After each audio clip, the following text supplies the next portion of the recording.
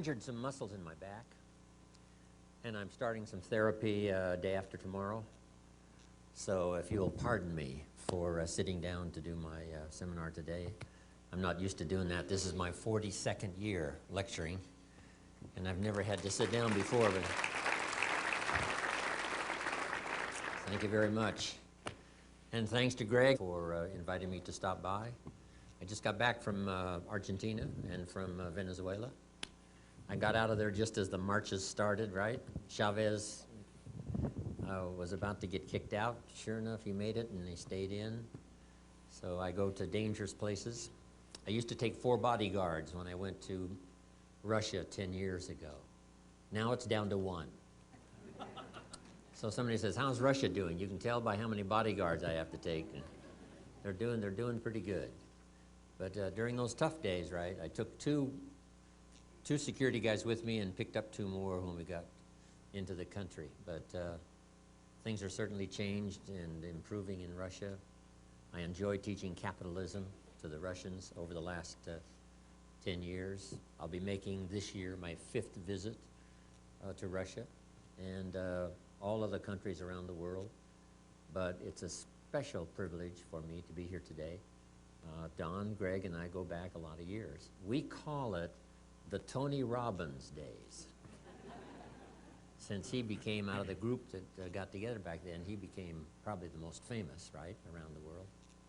And those were extraordinary days. And I was sort of growing up along with everybody else back then.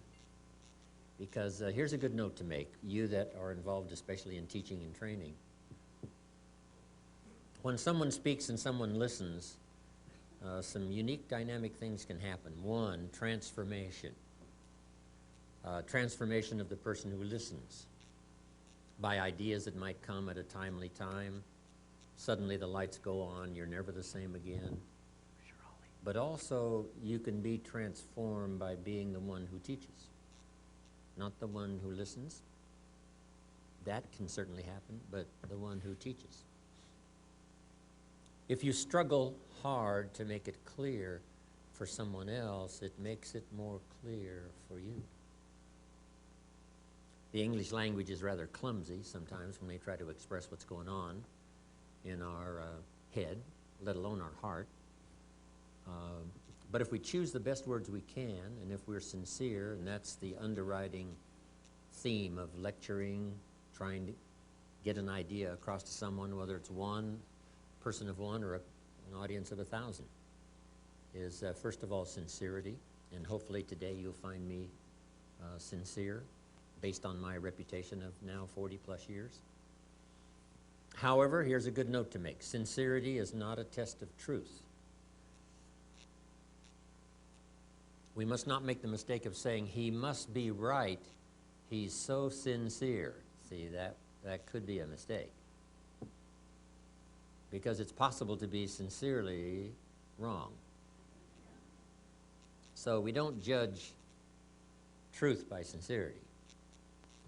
You can only judge truth by truth. But hopefully you'll find me both truthful and sincere today, and I want to draw from, many years of experience and many years of exciting association with those who came so early, like Don, age 18. I think Tony Robbins was like 17. These were just young kids who came along, teenagers. Mark Hughes, who sat in my class, started Herbalife. He was 19. So these were teenagers, and they turned out to be superstars, making incredible contributions to themselves, their families, their country, their community, their businesses. And I couldn't be more proud than to come back at the invitation of Don and Greg and have a chance to sit down and spend a few minutes with all of you. If you're ready to take some notes, say I'm ready. Let me give you Jim Rohn's version and view of the 21st century. The year 2000 started a new century. 21 started what we call a new millennium. A millennium is a 1,000-year period. According to written history, we've covered now 6 millenniums. And now we've started the 7th millennium. And some scholars say it looks like this 7th millennium could be an extraordinary time in the history of the world. and I sort of tend to agree. Here's my view. Number one, unprecedented opportunity, 21st century. There's been nothing like it in the history of the world, certainly the last 6,000 years. The technology to do extraordinary things. We pick up a telephone now and talk to somebody on the other side of the world just as if it was nothing. Impossible to do all those years ago. Transportation. I get on an airplane in Los Angeles. 14 hours later, I'm in Tokyo. 5 meals, 3 movies, you're there. Before they shut down operations, I used to fly the Concorde. 3 hours, London, New York. Extraordinary. If you fly the Concorde, you can see 2 sunsets in one day. If you're in London, watch the sun go down. When you get to New York, you watch it go down for the second time. You can have breakfast in Paris, lunch in London, and dinner in New York, all on the same day, if you fly the Concorde. How many of you have heard that the sun always comes up in the east? Not true. If you fly the Concorde at 1,400 miles an hour due west, the sun comes up in the west. It's one of the most extraordinary sights to see if you haven't tried it. It's extraordinary. And you meet interesting people. I met Henry Kissinger on the Concorde. Before his accident, I met Christopher Reeve. Said to my business partner, we're going to be okay. Superman's on this plane. How lucky can you get? So, transportation, communication, technology, the whole thing has come to a point where these are going to be extraordinary years, especially these opening years of the 21st century. Here's what's next. Extraordinary opportunity for every business, every community, every country, every nation, every industry in the world.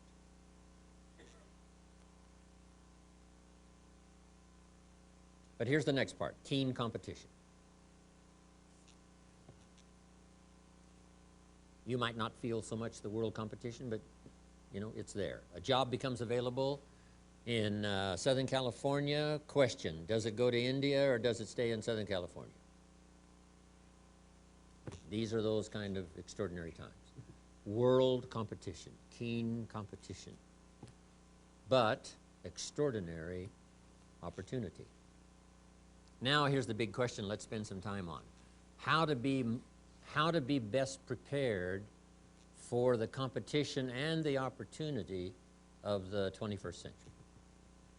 With America leading the way. No more best example of the last 6,000 years of extraordinary opportunity than America, the beginning of the 21st century. So we're in the middle of it. We're surrounded by it. It's everywhere. You know, America is the envy of the world. Everybody wants to come here. They're not building rafts to get to Cuba. They're not squeezing through the fence to get into Mexico. The boat people are not headed for Vietnam. Everybody wants to come to America. Neil Diamond sings, right? Everybody's coming to America. And the reason is because we've got this extraordinary place with the most unusual opportunity in 6,000 years of written human history all around us. Now the key is how can we individually and collectively for a company or an office take advantage of these extraordinary times and pick up the pace of both learning and application so that we can do our share of cashing in on these extraordinary times for ourselves and then make the investments necessary for the future. Along with all of the challenges, as there has been for the last 6,000 years of recorded history, from terrorists and war and all the rest, there hasn't been a century free. Last century was probably the worst, hopefully the worst that will ever be in terms of warfare. 50 million people were killed in World War II. 19 million of them were Russian. Those were bloody times. Times of tyranny, communism, Nazism, fascism. Hopefully those times are now behind us. Years and years ago, when I went to South America, every country had a dictator. Now all the dictators are gone. And in the whole world, there's just a few left. Saddam Hussein is in jail. You know, China and Cuba, there's just a few left. So these are extraordinary turns of events.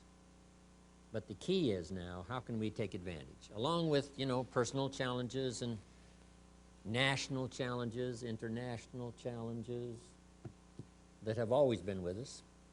According to the storyteller, when there were 4 people on earth, one killed the other, wiped out 25% of the population.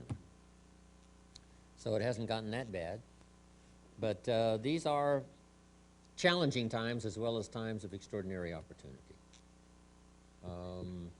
So we have to be ready for both the challenge and the opportunity. So that's the key, how to be ready for both the challenge and the opportunity. The challenge that faces us every day, to do business correctly so we can secure the future. Speaking of real estate, there's an interesting story from the Bible. I'm an amateur on the Bible, but here's an interesting story. Maybe this will be the centerpiece of what I have to say today. According to the storyteller, here's the story for your notes. There were 2 nice people. This is the story of 2 nice people. Not one good, one bad, not one good, one evil. This is the story of 2 nice people. However, and that's the big word, however, is what creates what we call the great human drama. God, I guess, is interested in drama. The storyteller tells us he created all these angels. I asked a colleague of mine, why do you suppose he did that? And he said, evidently God didn't want to be alone. I said, oh, that's as good an answer as I can possibly find. Then 1/3 of the angels, along with Lucifer, the leader, decided to make a move on God's throne and take over his place. They didn't make it and got kicked out of heaven, according to the storyteller. And so began the drama of the creator and the spoiler. And it looks like that drama still continues today. So we all have to face that. There's the story of 2 nice people, however. And here it is, about as simple as you can put it. One of these nice people built his house on the rock. And the other nice person built his house on the sand. Wow. 2 nice people. Meaning, it's possible for nice people to make errors in judgment. It's possible for nice people to make foolish decisions about their future. What's right, what's wrong. What to do, what not to do.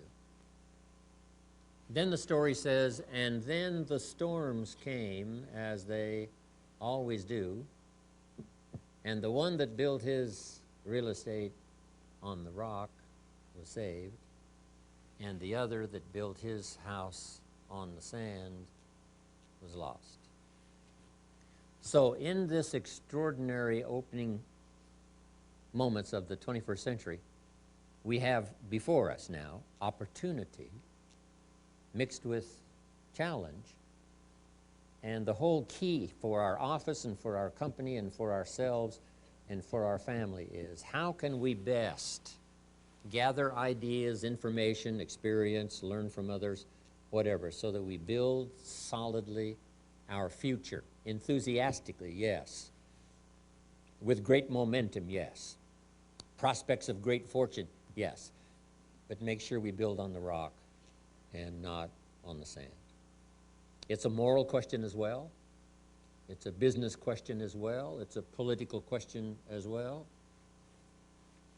When I first started going to Russia, they still had the great debate of communism versus capitalism. Communism said, capital belongs to the state, not the people. And we taught just the opposite. No, capital belongs to the people, not the state. Communists said, no, people are too dumb and stupid to know what to do with capital. So you have to take capital away from all the dumb, stupid people and give it to the all-wise, all-knowing state. And let the state run everything and let the people show up for their work assignment. They built on political and economic sand. We said, no, capital belongs to the people, not the state. If all the capital belongs to the state, it makes the state too powerful.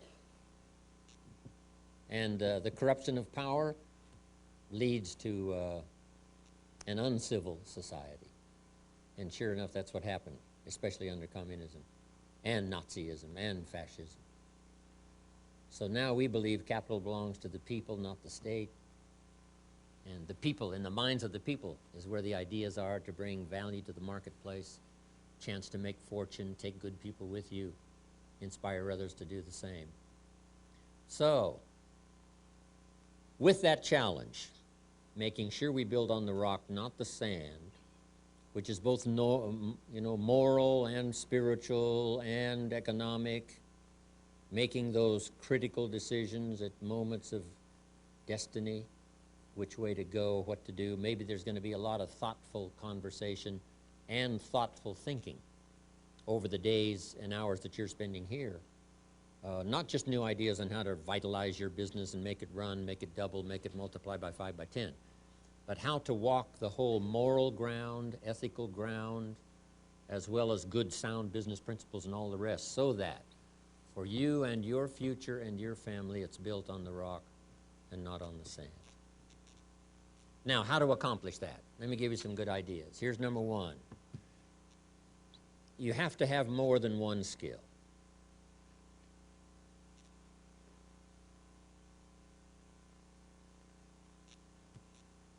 We all watched, right, the last 20, 25 years when companies were downsizing, the division got chopped. Guy worked for the company for 20 years. His division's now eliminated.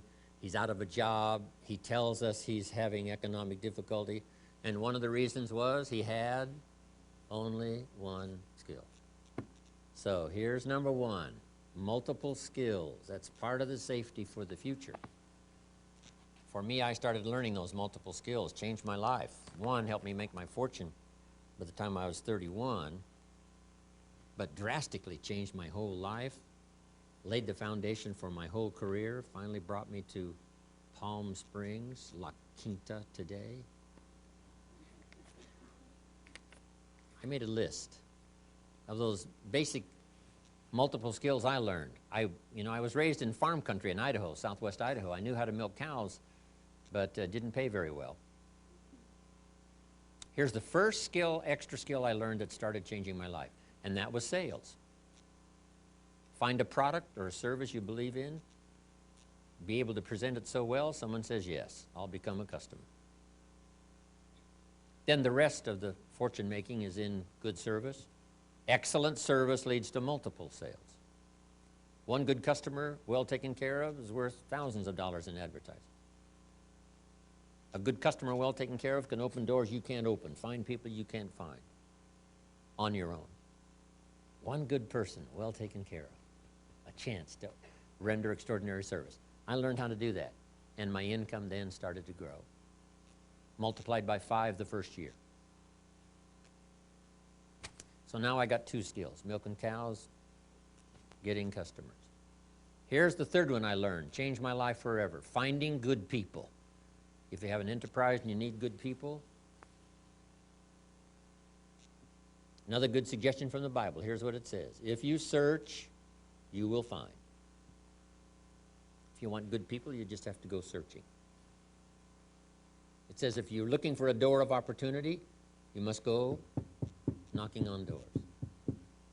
First door you knock on, voice says, there's nobody here. Oh, that's interesting. Second door, go away.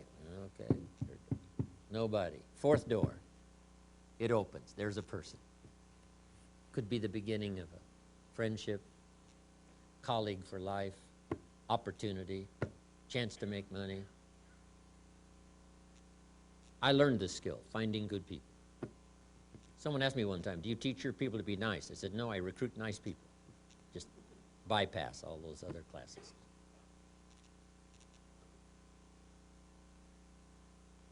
Finding good people. So now I got what? 3 skills. Milking cows, finding customers, getting good people. Here's the next one that really accelerated my income, and that's organizing, getting people to work together. And it's like the family, it's challenging.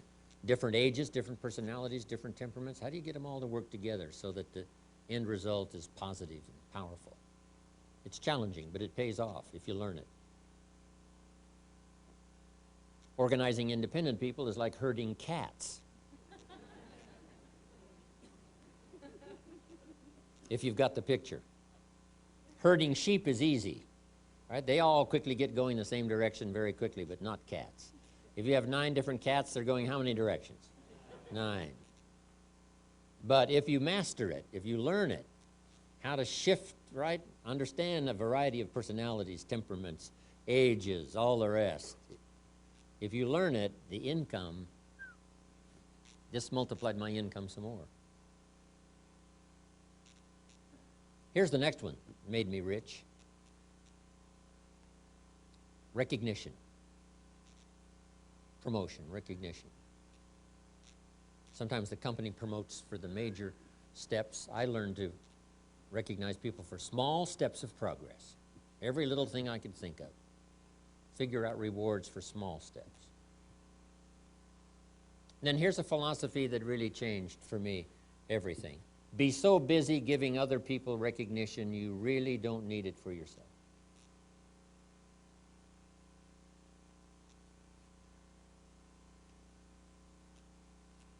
Then I'll just mention one more on multiple skills that really brought me to this table, and that's communication.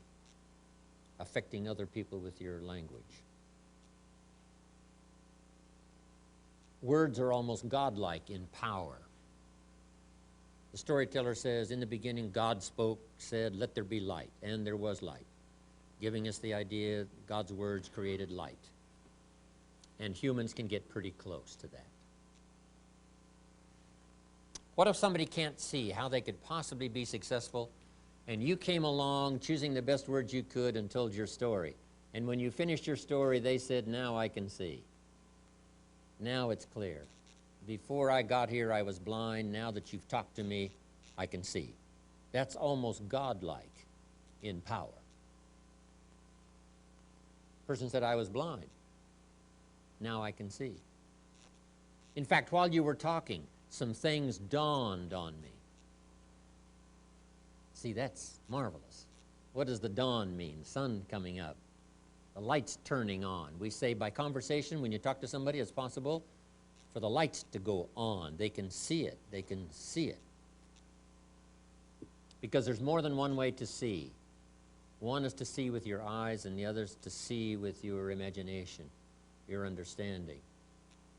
Human beings can close their eyes and say, I see it, it's clear. I see it, it's clear. How can you see it with your eyes closed? No, there's another way to see. And it's possible by language to help someone to see. The possibilities, the opportunity, the future, to see the answers, to solve a whole variety of human problems and challenges. It's one of the greatest gifts you can possibly aspire to learn, the gift of communication. Now, I've divided it into 3 parts, and you're familiar with these parts. Number 1 is training, showing somebody how the business works. Here's the job and how to do it. In simple language, training. Here's the next one, teaching. Teaching someone how life works. I fortunately met a man when I was 25 years old that taught me both job skills and life skills. He gave me excellent training on how to do the job. I became a millionaire by the time I was 31, from age 25. So he taught me well. But the greatest thing he taught me was life skills. Not just the business skills, but the life skills. He taught me how to set goals. He taught me how to become a leader. Taught me how to influence. He taught me time management. Here's one of the greatest keys on time management, if you're ready. For your notes, don't start the day until you have it finished.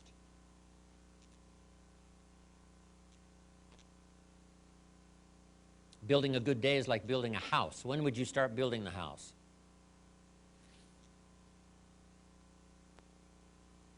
Could someone bring me my cup of coffee right there? Thank you. When would you start building a house? Okay, in following my little analogy here, you wouldn't start building the house until you had it finished. Oh, now my coffee's leaving. Okay. Okay. So you wouldn't start building a house until you had it finished.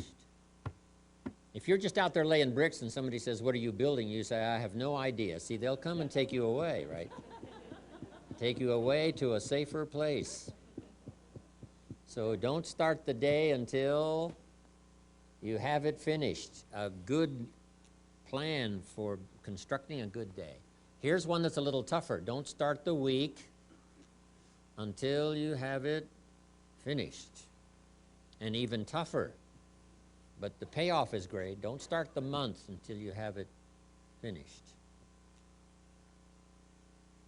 This is the extraordinary gift that humans have, the ability to finish it first, then start it. It's like turning nothing into something. What are the elements of turning nothing into something? Only humans can do this. Here they are. Number one, imagination. Imagine the possibilities. It's hard to say imagination is not something. It's just that it's not tangible, imagination. It's not a table, tangible. But it is powerful, imagination. Thank you, my dear, for that long journey. Saved my life. Thank you.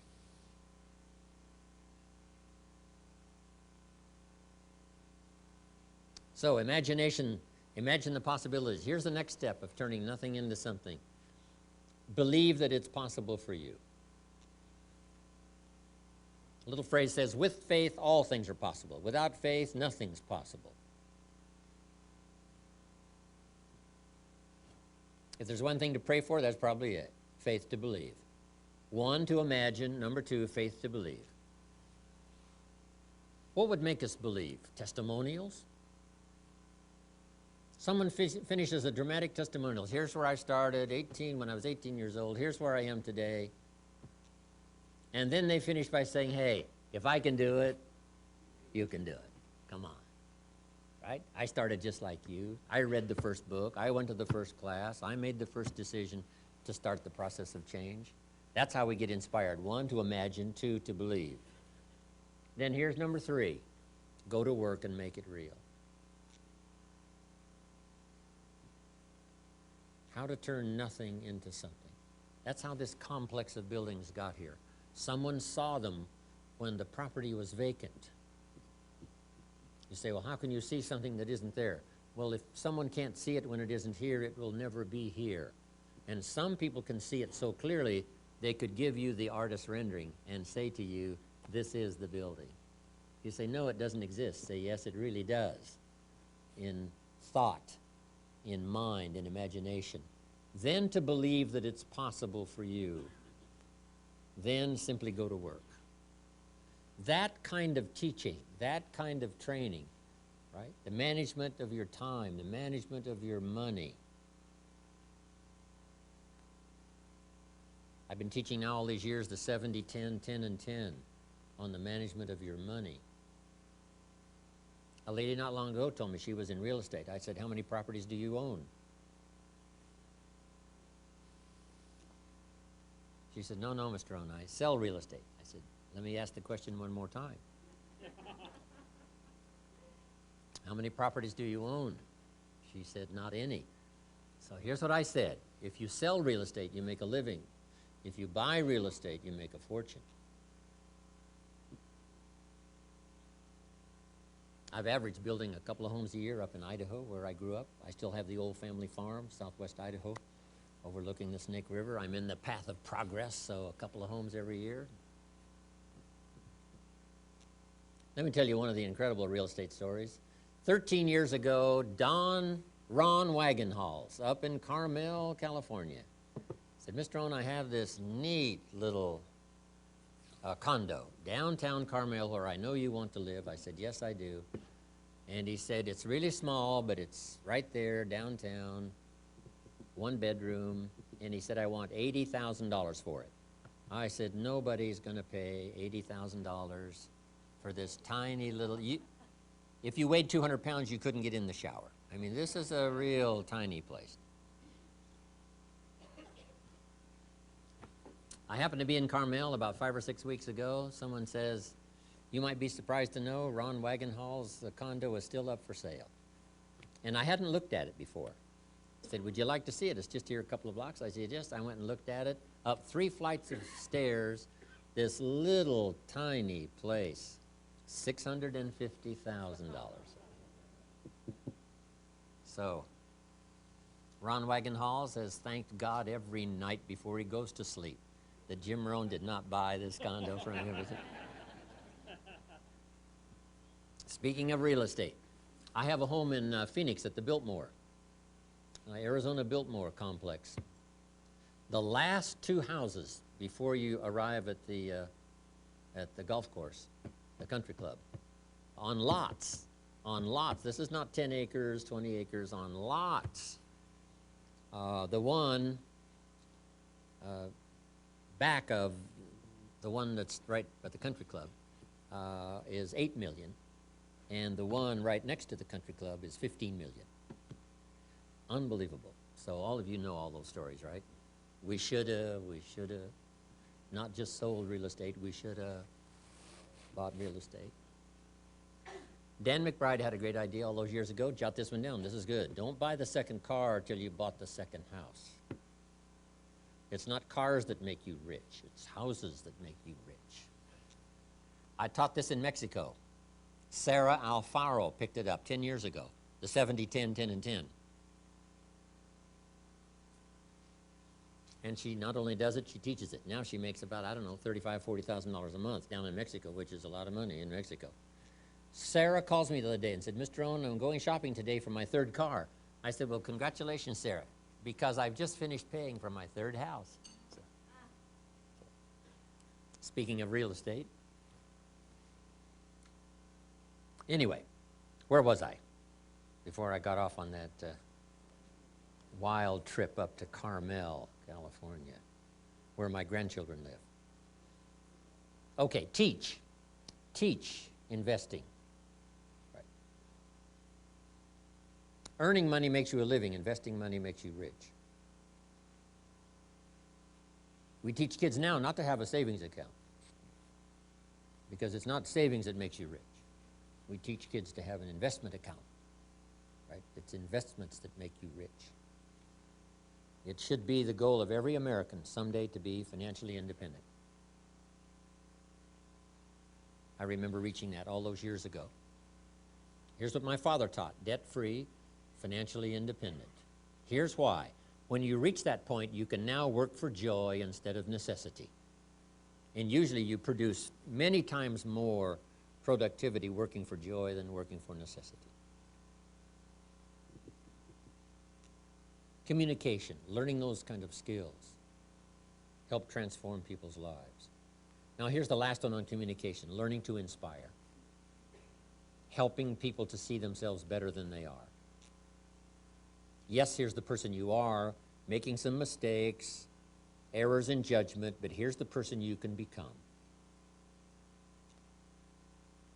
Fortunately for me, I met someone who was gifted in this. He knew how to inspire. He only went to the 9th grade in school, never finished high school, never went to college, never went to university. And he put things in very simple terms, but he had this gift of helping to inspire. So make this note now. Start with your family and your children. Ask for the gift to inspire them. Then your employees, then your colleagues, then those who work for you.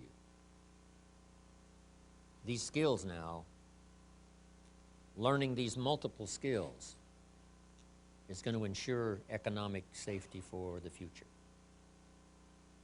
So to take advantage of Century 21, learning the skills, learn more than one skill.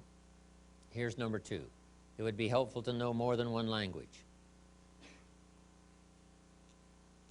The world is getting smaller and smaller. When I was growing up, my father spoke German, but he never taught me. My mother spoke French. She was English, but she spoke French. She never taught me. I could have learned those 3 languages growing up. But back then, you know, our parents said, hey, leave all the old world languages behind, right? This is America now, just English, just English. But that's not true anymore. Some of my business colleagues who speak 3, 4 languages make $3, $4 million a year. Those languages are so helpful. So make this note. If you think the time has passed you by to learn the 2nd, 3rd language, give it as a gift to your children. Because it's going to be incredibly useful, multi-skilled, multilingual in the 21st century.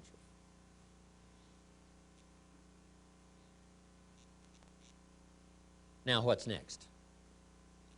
In taking advantage of the opportunity of the 21st century along with the competition. The key is, number 1, learn the simplest lesson of economics. And I'm sure you've heard it over and over, but let me share it with you one more time. See if I can put it on the board here.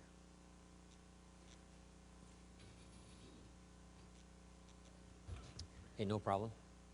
I was going to move that right over here, Don, so it'll be easy for me.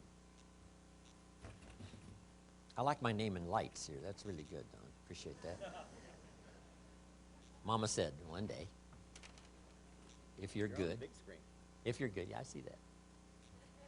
I'm trying to see both screens at once, Don. So. Okay, you've seen this probably, 1,000 times. We get paid for bringing value to the marketplace. The marketplace is the people, and the value is in 2 parts. Once you understand this, the world is yours. The value you bring, like a product or service, employment. And the second is the value you become. This can make you a living. This can make you a fortune. I learned that little economic outline when I was 25 years old. Really changed my life. And if you work for a company that keeps working on the product, they'll keep making the product better. The key for your better future is to keep making yourself better. Economics in America is very simple. It starts at $5 an hour. Called what? Minimum wage. And then it just goes up like this. Top income last year, I think, 36 million. Somebody earned for 1 year's work.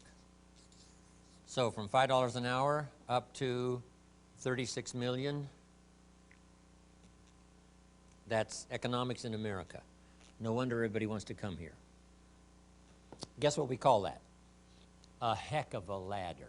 I mean, that's, what else could you call it? Now, here's something that changed my life forever. When I found out at age 25 that my income was primarily determined by my philosophy, not the economy. So make that note now, and if you know it, that's wonderful. If you teach it, that's even better. Your income is primarily determined by your philosophy, not the economy. I had no concept of that when I was 25 years old.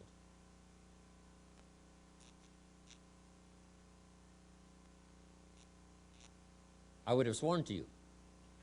Because when my mentor said to me, how come you're not doing well, I showed him my paycheck. I said, look, this is all the company pays. He said, no, that's all the company pays you. I thought, well, that's a new way to look at it. So, speaking of philosophy, how would you go from $5 an hour to $6 an hour? Let me give you some examples on philosophy that can get you from $5 an hour to $6 an hour. Here's number one. Wait for the government to change the minimum wage. That's simple and easy, right? If you wait long enough, sure enough, the government will change the minimum wage, let's say, to $6. Now, by law, the company must pay you $6, so you're home free. You say, yes, but how long will it take? Answer, I'm sure much longer than you want to wait. But that's the first philosophy, wait for the government. Here's number two, wait for the company to pay you $6 an hour. How long will that take? How often is the review? 6 months, 1 year, let's say you don't make it. Second year, say, well, that's a long time to go from 5 to 6. It is a long time, but that's the next philosophy, wait for the company. Here's the third philosophy, and that's to go on strike. We call it the philosophy of demand. I demand $6 or I won't work. Now, if you're by yourself, this is a risky philosophy. If you've got 1,000 people now to take with you to the company and say, all 1,000 of us will not work unless we get $6, now you might have a chance. But by yourself, this philosophy doesn't work very well. The philosophy of demand only works by collective bargaining, we call it. Okay? And it does work. However, it's very limiting. You might get an extra penny or two, you might get an extra dollar, you might get an extra benefit, but it's very limiting, the philosophy of demand. And here's what for sure, jot this down.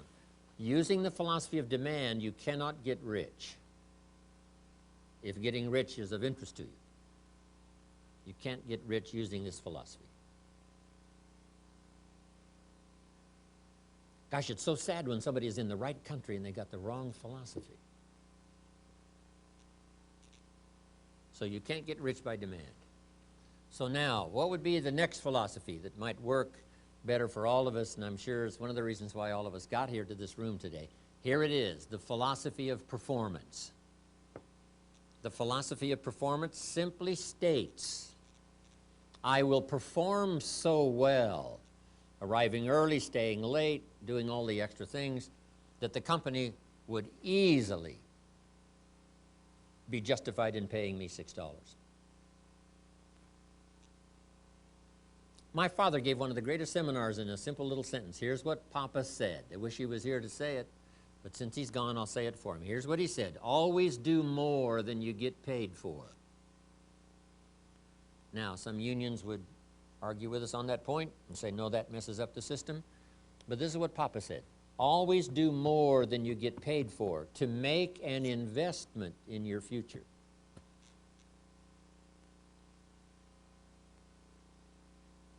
These are philosophies to follow.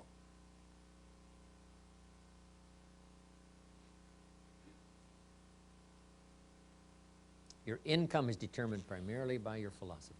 See, that changes everything. It was your philosophy that got you here today, right? Maybe 5 years ago, you wouldn't have attended a class like this. Like, hey, why waste the time? It's the same old stuff over and over again. So you didn't go, you didn't go. Then something happened, something changed. You decided, wow, now I understand just one good idea could multiply my income in my future by 2, by 3, by 5, by 10.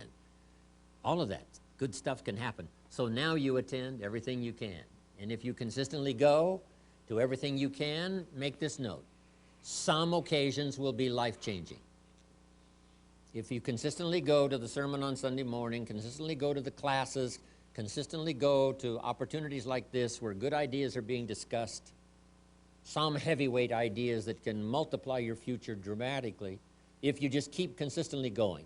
Some of the occasions will be ordinary, some will be standard, and some will be life-changing, depending on the timing. Who knows the timing and for this audience here today?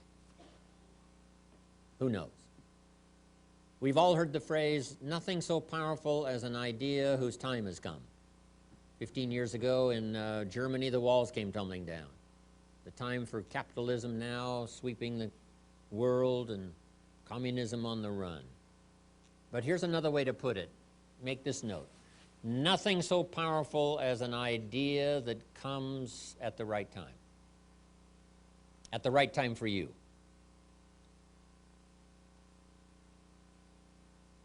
It's like having a lock that needs 4 numbers dialed in. Maybe before you got here today, you had 3 of those numbers dialed in. You've been looking now for that 4th number. And who knows? Not because I'm doing the seminar, but because, you know, the occasion was right, and the lights were right, and the atmosphere was right, and the neighbors you've discovered here in this seminar setting were right, and Jim Rohn said it as best he could, and that was right, and all of it came together, and for you, this becomes an extraordinary day. And you find today maybe that 4th number. And the lock comes open, and there's the door for new prosperity, new surge in progress, understanding what you didn't understand before. And I hope for a lot of you today, this could be that 4th number. This could be one of those days you look back and say, that was one of the days that turned my life around. Whether it's a challenging day or a day like today. You've heard my Girl Scout cookie story, right? All those years ago, I got this little family. I'm not doing well. I'm struggling. I'm 25 years old. I hear this knock on my door. I go to the door. There's a little girl about this tall selling Girl Scout cookies. She gives me the big pitch. Best organization in the world, the Girl Scout. We got these cookies, $2 for a box of cookies, several flavors. What do you want? And with a big smile, she very politely asked me to buy. No problem. I wanted to buy. Big problem. I didn't have $2 in my pocket. And I didn't want to tell her that. I'm a grown man. I'm 25 years old. I've been to 1 year of college. I'm a husband. I'm a father. I got a little family. I live in America. And I don't have $2 in my pocket. So I didn't want to tell her that. So I thought next best. I lied to her. And I said, hey, look, we've already bought lots of Girl Scout cookies. We've still got plenty in the house we haven't eaten yet. She said, okay, wonderful, thank you very much, and she leaves. When she leaves, I say to myself, I don't want to live like this anymore.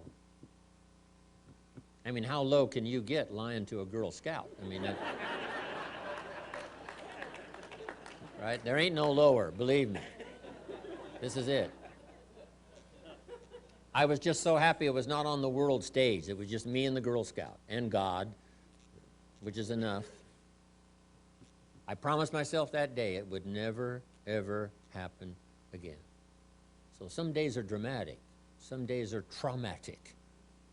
And then some days explode progress like you've never seen it before. So I don't know what kind of a day this is for you, but if I choose good words and share good ideas in a good manner, with sincerity and hopefulness that maybe this is the right day for some of you, no telling what stories may come spinning out of this session here today.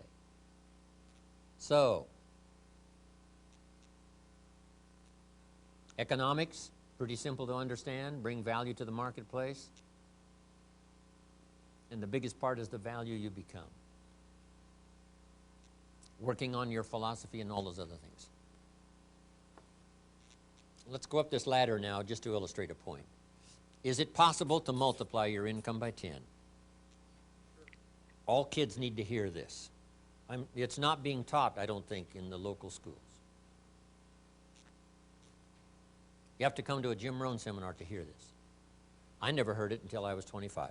It's possible to multiply your income by 10. If we searched around the Palm Springs area, could we find somebody that makes $50 an hour? And the answer is yes, of course. So it's possible to multiply your income by 10. Could you multiply it by 10 again?